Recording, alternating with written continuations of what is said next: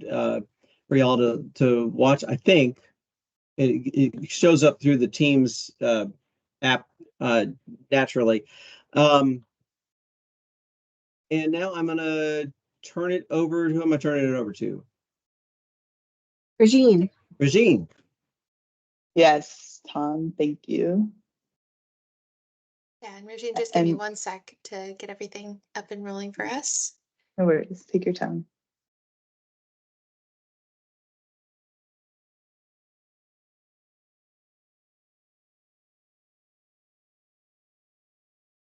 I can get started with my intro while you're doing that. I just want to say welcome again, reiterate, thank you for joining us again today. So we'll be providing you with some guidance regarding the data collection activities that we've been conducting, that we've been planning for with this demonstration program, including some important dates, tools, and important instructions. Before we get started, I'll briefly highlight some of the main goals of these activities, answering the question, what's the purpose? So the purpose of these data collection activities are primarily to explore the implementation of supportive services within the context of affordable housing, assess shifts to residents' access to essential services, and understand the experience of participants and their changes in self-sufficiency. We plan to also use these findings in our report to Congress. So we've developed some tools to achieve these goals, designed to help us understand services that your programs are offering and their impact on the people you serve. These include a self-sufficiency matrix, service receipt questionnaire, mandatory semi-annual report, and an optional semi-annual report.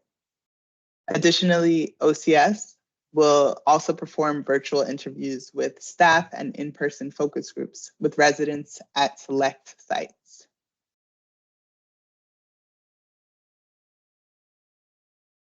So now to highlight some important dates to take note of, starting with the quarterly PPR. The due dates for the PPR are 30 days after the end of each reporting period. And you can take note of that here. The semi-annual report is due 30 days after the end of each 6-month reporting period. That's noted here. Regine, can I just interstate? Of course. When you all submit your grants and you look in grant solutions at the due dates are going to be off by a couple of days, just FYI, because of the weird thing the system does. Nobody's going to get dinged if you're late by a couple of days. Nobody's going to get, don't get anxious about the due dates that you see in the system. That's my point. It's all okay. So if you have any questions, just reach out to your program specialist. Sorry, go ahead. Yes, and just to add to that, if you can share with your program specialist any holdups or hangups that you're having, that also helps in providing kind of like a paper trail of what's going on. Right, and so one additional requirement is a monthly gift card tracking sheet that will be due on April 15th, the 15th of every month.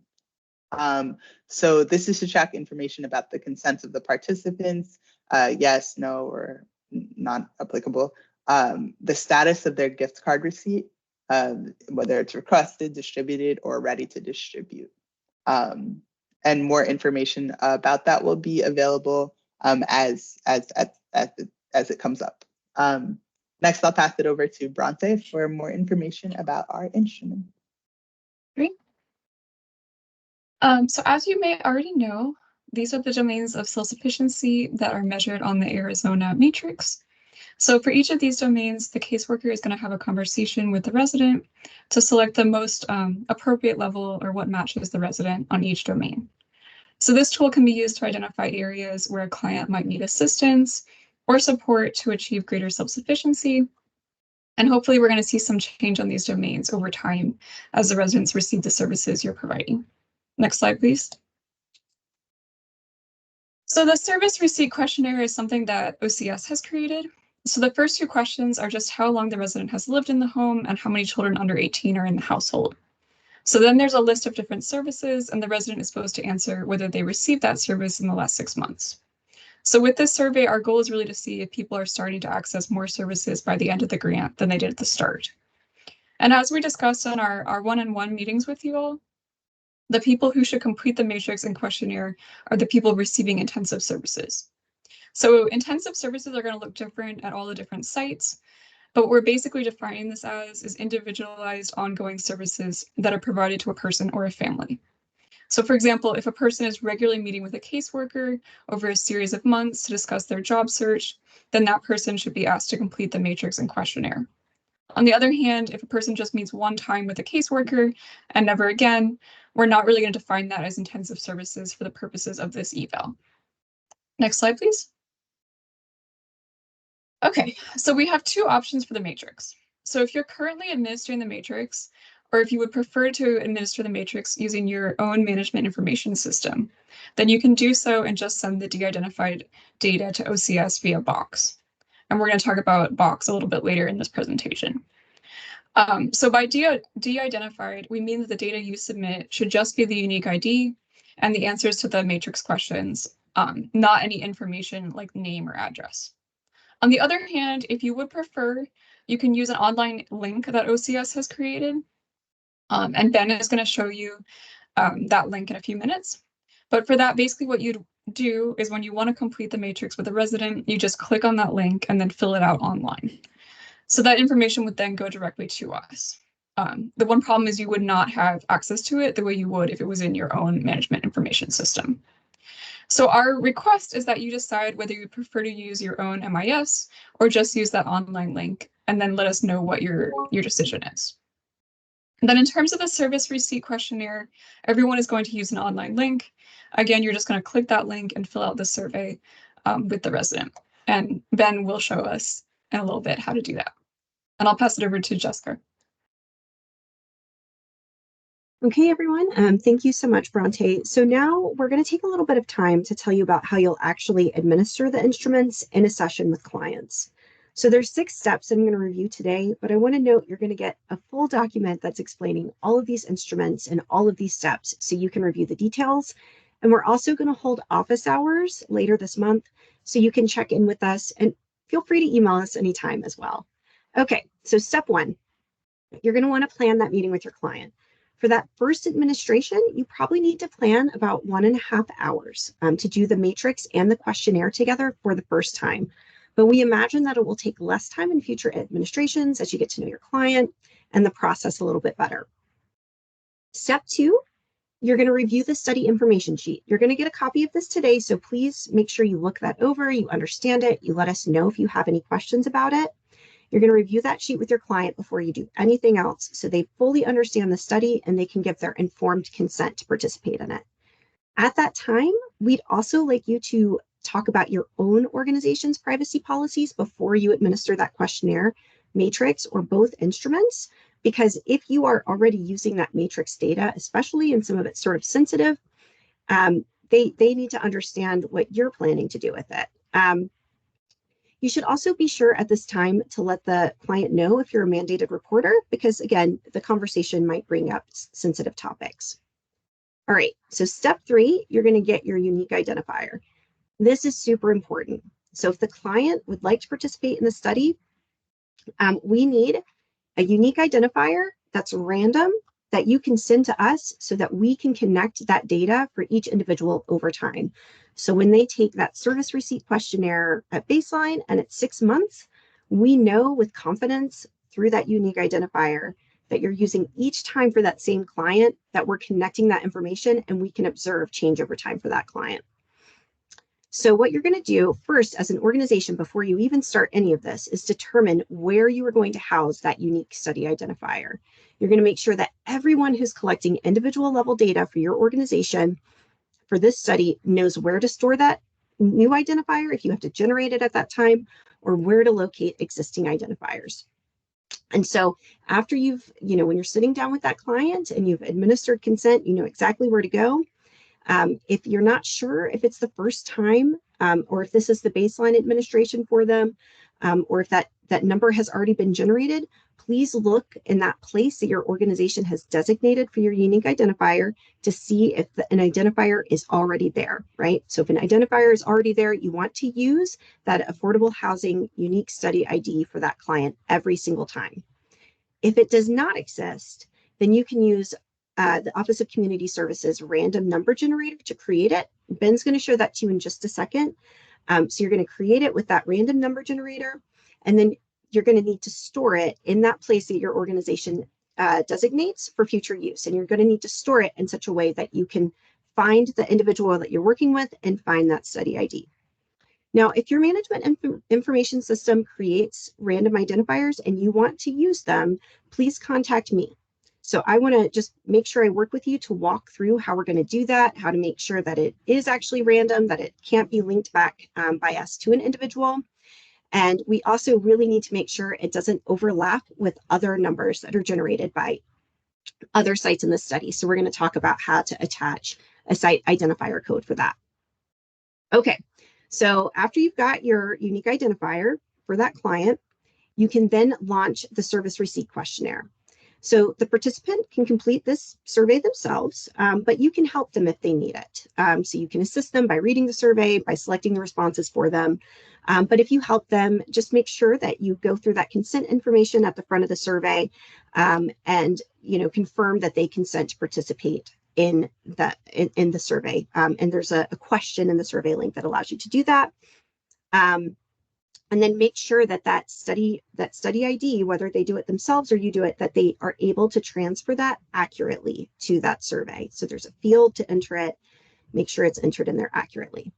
Once they complete that questionnaire, you can complete the matrix with them. Now, the matrix is something that you're going to fill out and not the client. And most of you indicated that the people who are administering this matrix have experience doing so. But if not, please reach out to our team and we'll have someone on our team work one-on-one to describe how that should be done.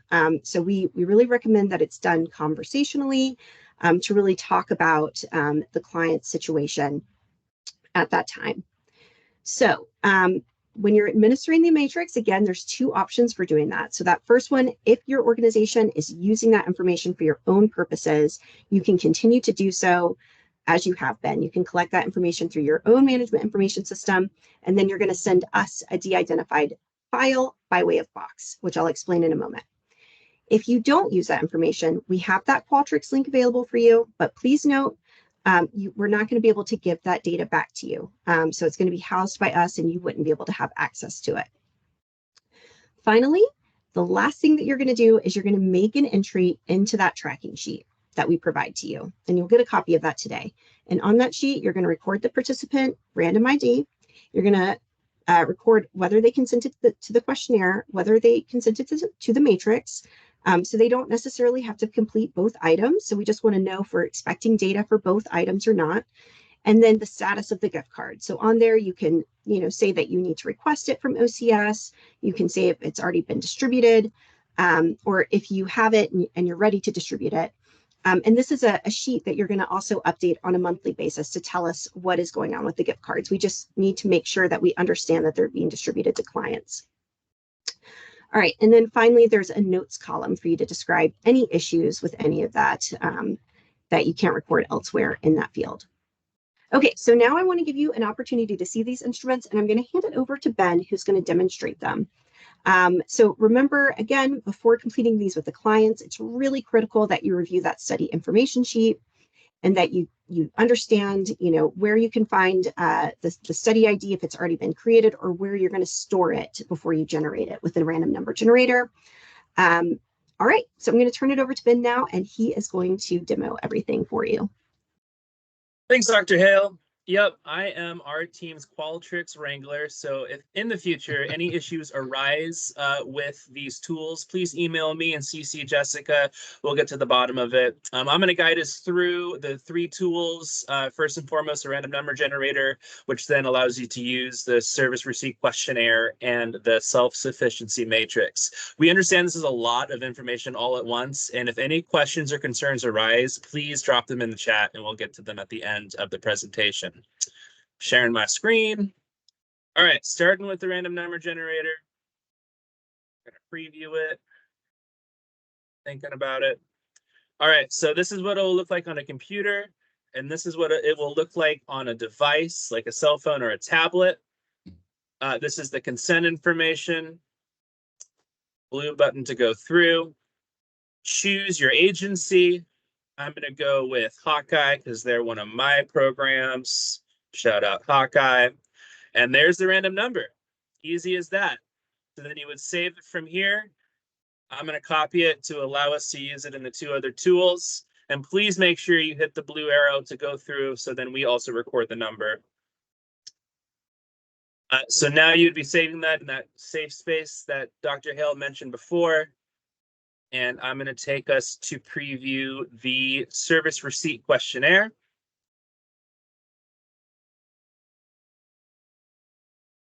So first, you're going to be greeted by a block of text about the consent. This is forced. If the client or member does not consent, they won't be able to do the rest of it. So that consent is clicked, and we're on our way to the personal information. So I'm going to put the generated number we just made there. Question about housing, question about kids. And then on to the services received in the past 6 months. We have yes, no, don't know, and refused. Looks a little bit different on the tablet where it's a drop-down option there. So if you don't see the bubbles right away, it's just the arrow to click up, right? And then after going through all of these, blue arrow at the bottom, so it records the results. If you don't hit that blue arrow, we won't get the results. Please make sure you remember. Going to finally, the self-sufficiency matrix. Going to preview that. All right, so our PRA information, you're going to hit by wallet text about administration as well as consent for the matrix, just as a reminder. Unique identifier, information about when this was administrated, when case managed services began, etc. And then this is the consent. This is forced. If the client does not consent, we will not continue on. And then this is the matrix. So we have the domains of sufficiency here. And we have NA. Now, NA would only be used, for example, if the client or member does not have children, you would hit NA because this does not apply. You will go through each of the domains, make sure the client is understanding what they are answering, and then hitting the blue bottom at the bottom. Oh, we also have another domain. So if you have something else you want us to track that isn't on the self-sufficiency matrix, you can rate it here and then give the description of what that is below. Next page, and that's the end of the survey. So those are our 3 tools. I'm going to hand it back over to Jessica. Thanks, everybody. All right. One final piece for that individual level data collection is going to be transmitting some information to Box. So the first thing that you're going to transmit through Box is, again, that's that gift card tracking sheet. And that's just going to help us on a regular basis to be able to kind of validate the data that we're getting in through Qualtrics, and then to also be able to track the gift cards and how they're being distributed, what the needs are. So the first thing that you need to do, and please do this soon, is determine who at your organization is going to be responsible for transmitting the data through Box. And then you're going to email a member of our team the email address for that individual. So Bronte is our Box manager, but if you email any of us, we'll get it over to Bronte as well. But certainly if you have any challenges with Box, please feel free to reach out to Bronte at any time. So then what will happen is Bronte is going to create a folder that's shared between us and your organization alone. So no other grant recipients will be in this file. It will just be the email address of the person that you give us. And you're going to get a link and then, through an email that's auto-generated by Box, and you're going to be able to use that link to create an account and connect to our folder. So then you're going to want to prepare your data files. And again, I just want to reiterate, we really don't want personally identifying information. It helps us protect the privacy of the individuals that are enrolled in this study. So you're going to prepare that file to make sure that there's no personally identifying information. So we don't want names, we don't want email addresses, phone numbers, social security numbers, or anything that can be linked back to that. So that's where that user ID comes in really handy. So for the matrix, you're going to provide that requested information. So you'll get a copy of the matrix. At the end, you'll get a copy of, I'm sorry, is there somebody speaking? Did I see somebody pop in here? No, okay. So you'll get a copy of that. So you'll see the requested data elements, only provide us with those requested data elements. Then you will also get a copy of the study information form, which is an Excel file, only supply the information that's requested on that form. Then you can encrypt the file in Excel. We have detailed directions on how to do that in that guide that you're going to receive today. And you're going to send that password to the evaluation team in a separate email.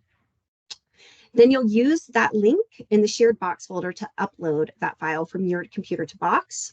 And then just remember, anything that you submit through Qualtrics, you don't need to do this. You don't need to transmit it to Box because we'll have it in Qualtrics. All right, that is it for individual data collection. I'm going to turn it over to Juliana now to discuss grant recipient direct reporting. Thank you. Yes, thanks, Jessica. So I'm just going to run through two forms of reporting that you all are going to do for us. So the first one you're already familiar with and you've already done. So that's your quarterly PPRs. So once a quarter, you are going to submit a performance progress report through Grant Solutions to update the program office on the progress of your grant. And so again, you will be submitting that through Grant Solutions. We will review it. Your program specialist will discuss it. And there's a lot of ways that we're going to be using the PPR. So it's going to be those program implementation and outcomes for the evaluation, but also it's informative for us in designing and providing technical assistance for you all. So really, we appreciate your work on those reports. Thank you to this group for doing a great job with that first iteration. We know that Grant Solutions can be a little tough to navigate sometimes, so thank you all for persisting. And so those will continue, and like Regine said in the beginning, they're due 30 days after the end of the quarter. So we give you about a month to put that report together. And then the other form of reporting that you all are going to do directly for us, and again, you should be familiar with this because we walk through them in our one-on-one meetings with you all, is this semi-annual report.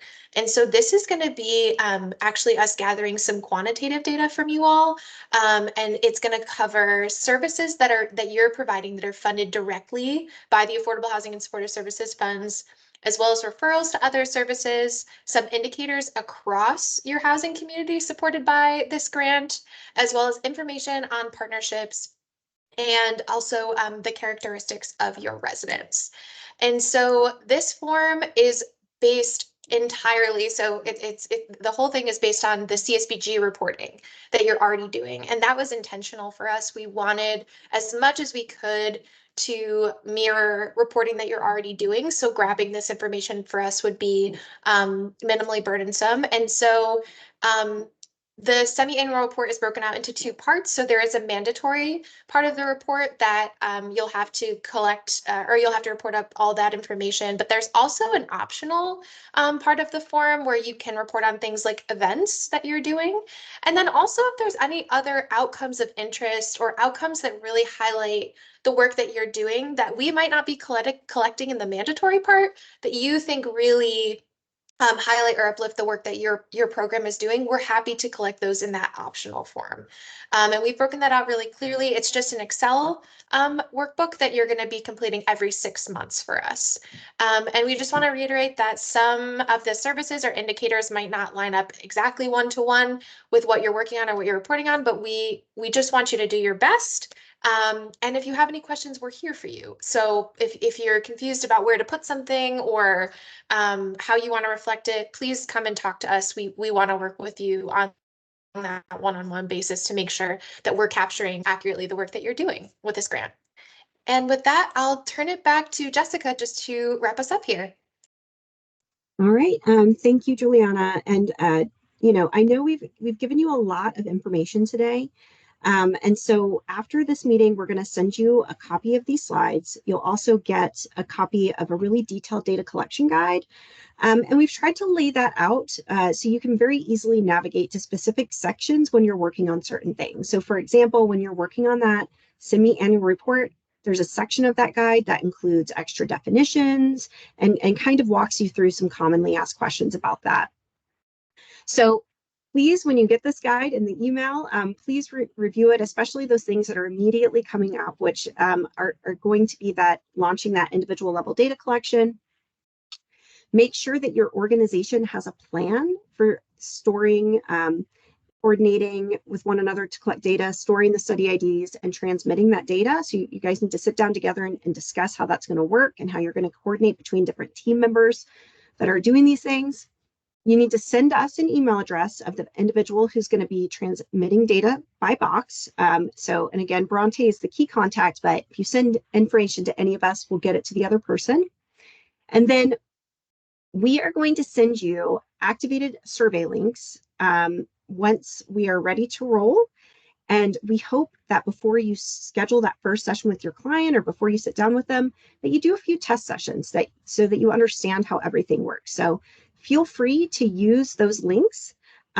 Just make sure that when you get to that service receipt questionnaire, or if you end up using the matrix link, that you put test in the study ID field so that we know it's a test run.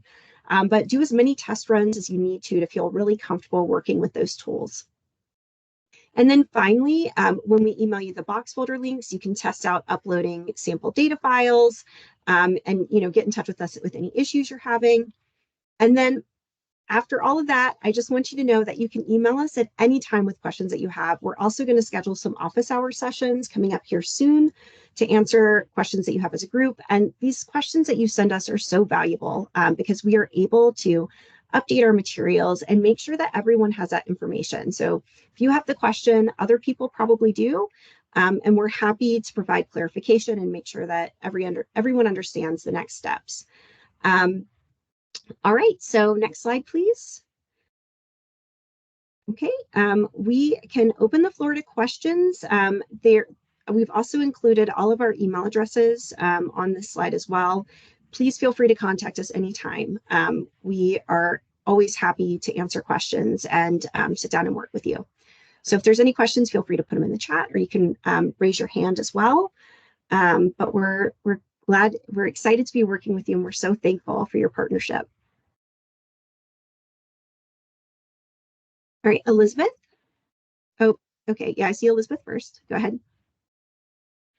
Yes, I had a couple questions, and one of them I think you answered already, but I just want to make sure I understood. So for the part where you're generating the identification number, that will be something that's given to us. I saw him go through the steps of how to do that, but then how do you access that portal?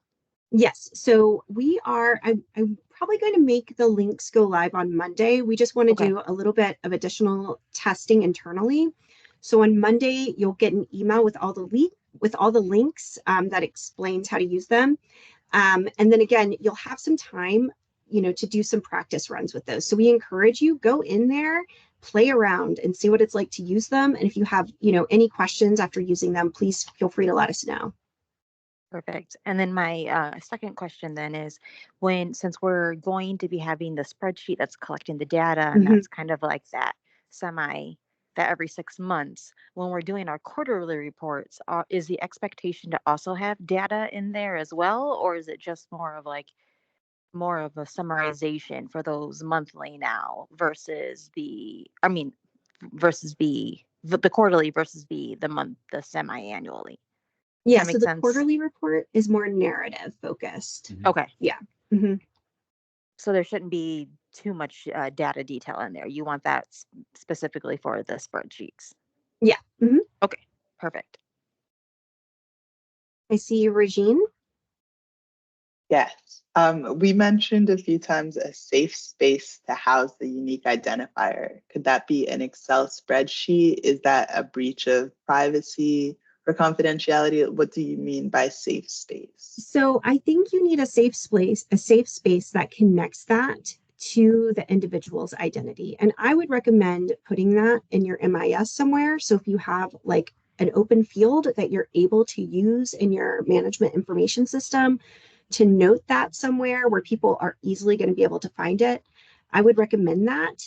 If not, get in touch with me and I can work with you one-on-one to help you identify a way to go through this. So I think, everyone's got different systems, but, if you do have that flexibility in your management information system to add a field, or if there's like an other field that you can pop things into, that might be a good place. Kelly? Yeah, I'll take my hand down there. So when we were talking about the self-sufficiency matrix, I wanted to make sure I understood we don't have to use the Qualtrics. So, Right. okay, I just wanted to make sure. And so when we kind of take the data out of RMIS and send it to you, will you give us kind of a template or format of do you want it in CSV, or we'll get details I can on that? certainly do that. I don't want to make things overly hard on you guys. So I can send you a template of what it could look like. But let's say your MIS exports things in a different order. Just make sure the columns are labeled well, and we can reorder them. Okay, if need be. But yes. I know sometimes it's hard to when it's in different formats, match it and stuff. So I wanted to make sure if you were looking for looking for it a certain way, that we're giving it to you that way. Yes. Yeah. We'll provide more information on that. And that's a really good question. So thank you.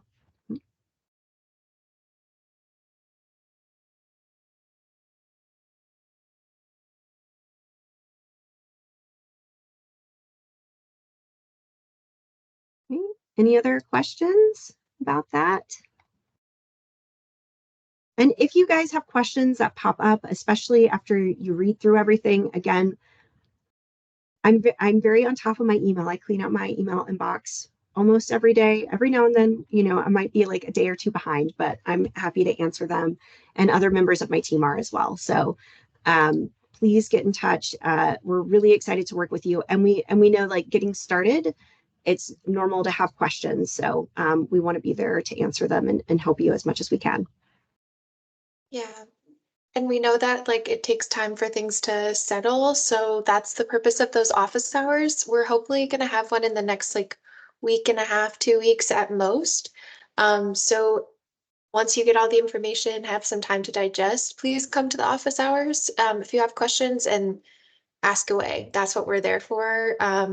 We want to make sure that you feel clear and confident moving forward in this collection. So yeah.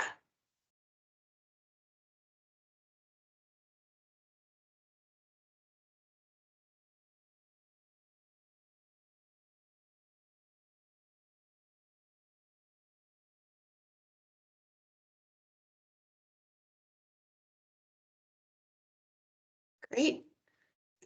Well, I think if there are no more questions, Tom, I didn't know if there's anything else you wanted to cover, but if not, then we can, I think, probably close out today. No, I think that's awesome, and that's a lot of information. I don't want to confuse anything by throwing any other information out at this point. I think that's anything else that comes, we can follow up later. But I want to emphasize a couple of things that, this is the nature of a demonstration program. This is the nature of a pilot program where, we don't have enough money to really make an impact across the country on this issue, but we have enough money to test out a couple of things and to pay attention and to study and to measure as best we can what we're doing. And that's where you guys are going to be so helpful. And I just want to, I am so grateful that we've got such an amazing evaluation team working on this. You have no idea how nice it is that this is happening. So I hope everybody has a great rest of the day, good weekend. And if you need anything at all, don't hesitate to reach out to any of us, really. And we'll talk to you guys later. Thank you. Thanks, everybody. Thank you.